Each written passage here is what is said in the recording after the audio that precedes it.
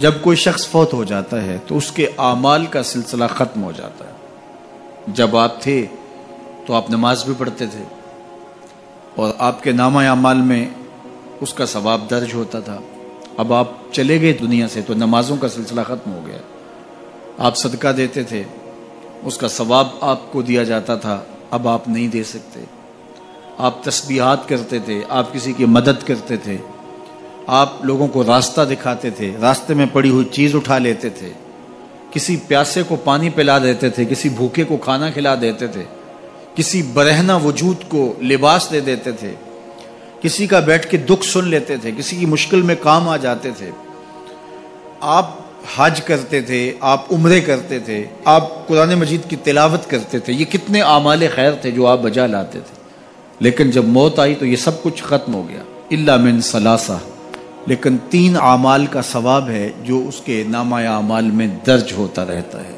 وہ کون سی 3 چیزیں ہیں سنیے، اور یہ اعمال اپنی زندگی میں کمائیں تاکہ نامہ اعمال کبھی بھی جو ہے وہ بند نہ ہو اور یہ چیزیں درج ہوتی رہیں۔ سب سے پہلی چیز صدقہ جاریہ، ایسا صدقہ کہ جو جاری رہے۔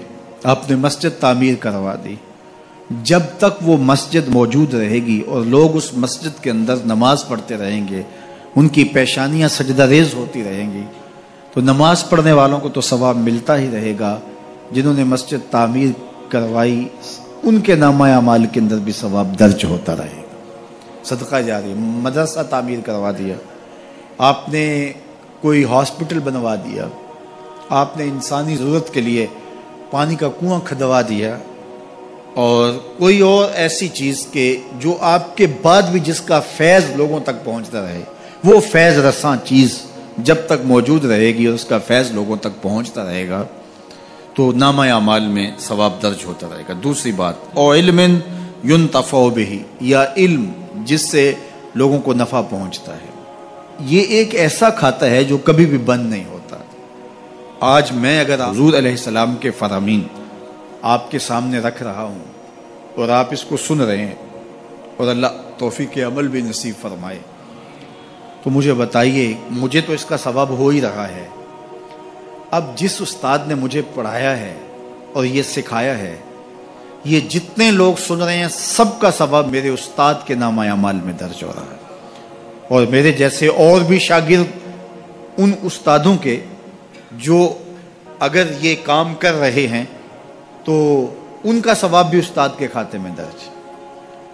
اب اس کا ثواب پھر ان کے استاد کے کھاتے میں درج، اور پھر ہمارے استادوں کے جتنے بھی ہم سبق تھے سب کا ثواب ان استادوں کے کھاتے میں درج، اور پھر ان کا ان کے کھاتے میں، اور یہ چلتے چلتے حضرت ابو ہریرہ کے کھاتے میں چلا گیا، اور پھر ان کا ثواب رسول کریم کے کھاتے میں گیا۔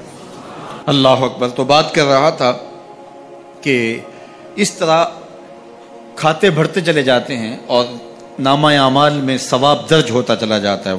او علم ينتفع به، ایسا علم جو نفع دیتا ہے۔ او ولد صالح يدعو له، تیسری بات، صالح اولاد جو ماں باپ کے لیے دعا کرے، اور ماں باپ کے لیے جب دعاؤں کا سلسلہ اولاد کی جانب سے جاری رہتا ہے تو وہ صدقہ جاریہ ہوتا ہے۔ صالح اولاد ماں باپ کے لیے کبھی بھی دعا ترک نہیں کرتی۔ اولاد صالح تبھی ہوگی کہ وہ 5 گانا نمازی ہوگی، اور 5 گانا نمازی اولاد اہتمام سے دعا نہیں بھی کر پائے گی تو دن میں کتنی مرتبہ کہے گی، ربنا اغفر لی ولوالدی، اے اللہ مجھے بھی بخش دے، میرے ماں باپ کو بھی۔ ایک شخص کے 2 بیٹے ہیں، 3 بیٹیاں ہیں، 3 بیٹے ہیں، 4 بیٹیاں ہیں، اور وہ نمازی ہیں، اور روز کہتے ہیں ربنا اغفر لی ولوالدی۔ یار کبھی تو کوئی لمحہ ایسا ہوتا ہے جب تار جڑی ہوئی ہوتی ہے، کبھی تو لمحہ ایسا ہوتا ہے جب بالکل خلوص کا رشتہ مضبوط ہوتا ہے، کبھی تو لمحہ ایسا ہوتا ہے جب رقت تاری ہوتی ہے۔ تو بچپن، لڑکپن، جوانی، بڑھاپا، روز دعا مانگ رہا ہے ربنا اغفر لی ولوالدی، کبھی بیٹی مانگ رہی ہے، بیٹا مانگ رہا ہے۔ تو صالح اولاد کی دعائیں ماں باپ کے درجوں کی بلندی کا ذریعہ ہے۔ تو 3 چیزیں ارشاد فرمایا کہ یہ منقطع نہیں ہوتی، صدقہ جاریہ، علم نافع، اور صالح اولاد۔